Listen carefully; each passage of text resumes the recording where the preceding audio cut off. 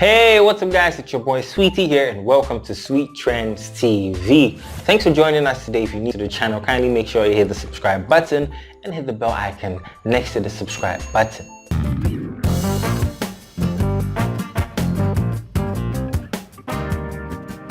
Trending in the news today, the stories are mind-blowing. I was literally shaking when I was cooking this up. But let's start with a scandal of the PPA CEO that has been trending since yesterday. So yesterday, President Akuapem ordered the suspension of the CEO of the Public Procurement Authority in the person of Mr. Ekuban. Now, according to a press release by the President's office, the suspension came as a result of an investigative documentary released by investigative journalist, yes, not Anas, but Manasseh Azuri. This guy used to work at multimedia and he has several investigative documentaries, and the title of this documentary was called Contracts for Sale. Now in the documentary we learned that Mr. Ekuban, the PPA CEO, owns a company called Talent Discovery Limited, which he uses to win government contracts and then sells it to the highest bidder. So hold up, just a quick overview for those of you who aren't getting the full picture of what we're getting at. The PPA, or the Public Procurement Authority, is a government body formed in 2005 under the Obofour administration, and its purpose was to be the middleman between government contracts and companies that receive government contracts. So an example would be that if the government as a Ministry of Education wants to supply stationery to all high schools in Ghana, the Ministry of Education would then submit a proposal to the PPA, who will then open up for companies to come and bid for the contract. Then after doing their due diligence, they would reward the contract to the best company. So I hope you're getting the full picture now. Let's go back to Mr. Ekuban and his Talent Discovery Limited company, which we've now learned that he uses CEO position to restrict the bidding process so that definitely the contract would be awarded to his company. Then he goes out there to sell those government contracts to any company who bids the highest amount. So after his suspension, it came to light that Mr. Ekuban was actually involved in another scandal back in 2003, and he got suspended and was due to face prosecution in a scandal worth 72.5 million cedis. And the scandal actually involved him when he was working for the Ghana Water Company, ordering 100 years worth of stationery for the Ghana Water Company. And I have no idea how 100 years worth of stationery was going to do for the Ghana Water Company, but hey, he did it. The case came out, he was suspended, but reports have it that he was later released and let go. He didn't face prosecution because there wasn't enough evidence to prosecute him. So ultimately, this is where we are with this case. It looks like this man is not new to money chopping galore and scandals, but hey, what are your thoughts about it? Reports have it that he's likely to meet the special prosecutor, Martin Amidu. Now, you know Martin Amidu hasn't drawn first blood since he came into office, and he's been receiving lots of pressure to do something. So maybe Martin Amidu would pounce on this guy and chop him into pieces. But hey, what are your thoughts? Like I said, I pass the question to you. We'll definitely keep you guys posted as soon as we receive any updates. Alright guys, now onto our African report for today, and this is a story that took my head off, literally. Okay, not literally, but Nigerians have topped the FBI's list of arrested fraudsters. Yes, now this is very serious because about 80 of these fraudsters were arrested in the United States, and the total worth of their scam is over $46 million. Now the FBI had been doing their due diligence and working so hard in their investigations, 80 Nigerians being busted, and the most notable of them all is one guy whose name is Obi-Wan Okeke, and this guy is actually the CEO of a company called the Invictus Group, and they deal in stuff like real estate, energy, telecoms, you know, those kind of things. Now the shocking thing about Okeke and his fraud story is that he was actually celebrated by Forbes in 2016 for being a 30 under 30 entrepreneur, and he even made it on the cover of the Forbes magazine in 2016, and it's mind-blowing that he is being involved in this serious scandal. Now Okeke is said to have defrauded a company called Unauthorized to a tune of $11 million. Yes, and he did this via a frauding mechanism called BEC. Now, BEC is basically business email compromise, and this is a serious mechanism used by most of the fraudsters to pull in big money. What this actually means is that the fraudster would hack the email of a senior executive of a company and then use that email to officially order the transfer of funds into an account, which is actually their account, and they receive the money and whoop, they are gone with the wind and the company doesn't hear of them anymore. Or the fraudsters would hack a company's account and send an invoice to a client demanding the payment of a service rendered, which is actually a service that has not been rendered, and then they would receive the funds from the client and disappear. Then the original company would realize that, oh, we've been paid this amount, but we actually never received the amount, and then it goes on and on. So with regards to OKK's scam, the FBI released the documents that detailed how he did this, and it said that OKK sent an email to the chief financial officer of Unauthorized, and when he saw this email, it looked like his Business 365 email login, and he clicked on it, entered his credentials, and then that's how OKK got his credentials. OKK then used his Nigerian IP address or several Nigerian IP addresses to access the CFO's accounts about 400 times. Then he used that account to request for a fund transfer to a tune of $11 million. So later, the company realized that no, they've been scammed and reported the matter to the FBI, who started investigations in July 2018. And they've been going on and on and on until they tracked OKK. Now, people have been saying that the key thing that assisted the FBI to track OKK is because he likes posting on his Instagram. And some of the posts of his Instagram location actually does match some of the IP addresses that were used in accessing the CFO's email. So eventually, FBI tried OKK as the mastermind of this fraud and then arrested him during one of his regular visits in the US. Now, according to Bank Info Security, BEC scams do cost US companies $300 million per month. This is actually the amount that is going into scammers' pockets from across the world.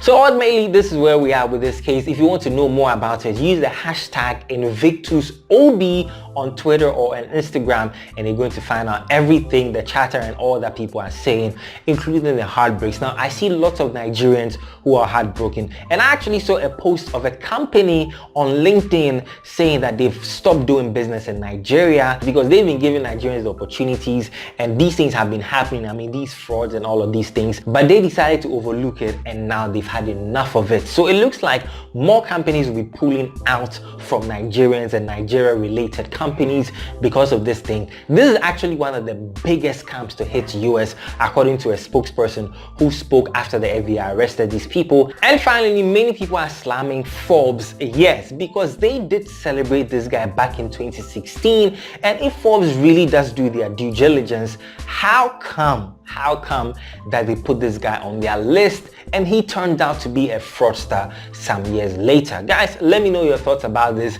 This story literally got me shaking and I'm mind blown. But hey, let me know what you think about this in the comment section below.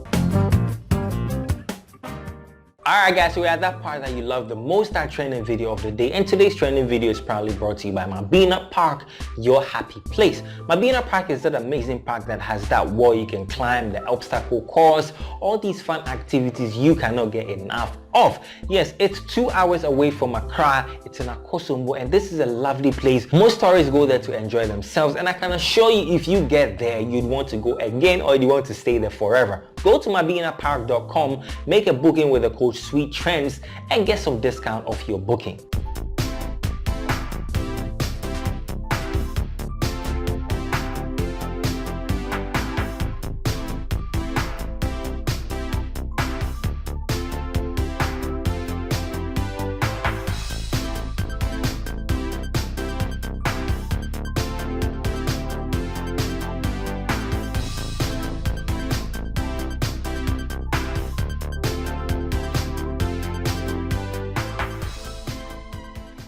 Alright guys, you've seen this. Now this is very serious because That place is a sensitive place. You don't joke around there. But hey, looks like this guy, maybe the magic didn't work out for him properly, but never try this at home. And by the way, for those of you who want to see more of these things, the real ones, and maybe the ones that don't really fail, Chalewote Festival peaks tomorrow and Sunday, God willing. So you guys should be moving around Jamestown, Osu and Labadi, those areas. It's going to be amazing. So yeah, go there and enjoy yourselves and experience true African culture. Alright guys, now on to some entertainment news for today. Very, very intriguing news. Bola Ray, the CEO of EIB Network, has finally reviewed why most of his employees, I mean those people that used to work at GH1, Star FM, all of these people like Berla Mundi, Giovanni Caleb, why they left GH1 or why they left EIB to other places. And he made this revelation during his speech at the IS Conference 2019, and this is what he said. 2018, for 7 months I had not paid salaries. Can you imagine? That's why I said I'm going to be brutally frank with you. There are many people who are working with us. At the point somebody will come and say, oh, you know, my wife is not feeling well. We're traveling to the West Coast or whatever part of West Coast of Africa to go for treatment, so I can't work with you anymore. Then they'll leave. 2 days later, somebody will come, somebody that you believe in, oh, boss. So, next 3 months, I want us to do this one, I want us to do this outdoor program. Then you plan with him. 1 week later, the person will come.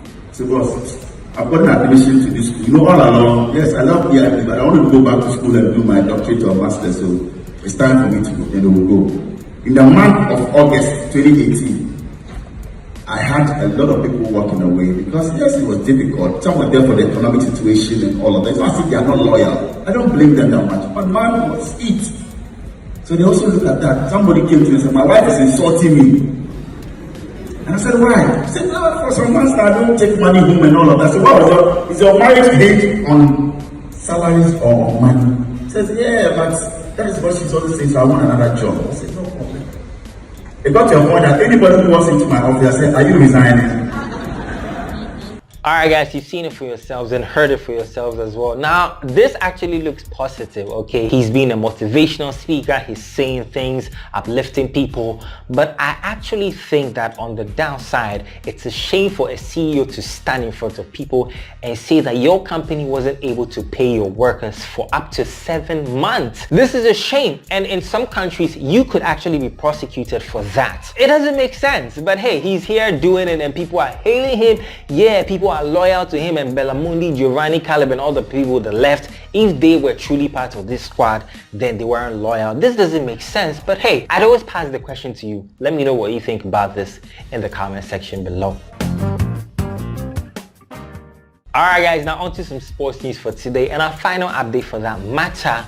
Black Stars player Caleb Ekuban, yes, that guy that broke the heart of many during the recently ended AFCON 2019, he has actually shocked the whole world. Now Caleb scored a hat-trick, yes, a hat-trick for his club Trabzonspor, which is in Turkey, when they were playing their Europa League qualification against AEK Athens, which is in Greece. And guys, he was spectacular. Even the Europa Champions League gave him a shout out, and his team is so proud of him. So I guess he's not a bad man after all. I mean, he deserves a second chance to lift Ghana high to the next level. Even Asamoah Gyan has had second and third chances, so why not Caleb Ekuban? Asamoah Gyan is slowly expiring, and I think Caleb Ekuban is the next big thing when it comes to football goals and striking for the Black Stars. So let me know what you think about this in the comment section below. Alright guys, so this has been your daily news update for today. Thanks for watching. If you're new to the channel, kindly make sure you hit the subscribe button and hit the bell icon next to the subscribe button. Leave a thumbs up, leave a like on the video if you enjoyed it. Share with your family, friends and loved ones. I love seeing your faces, and like I always say, I'll see you in the next video. Peace.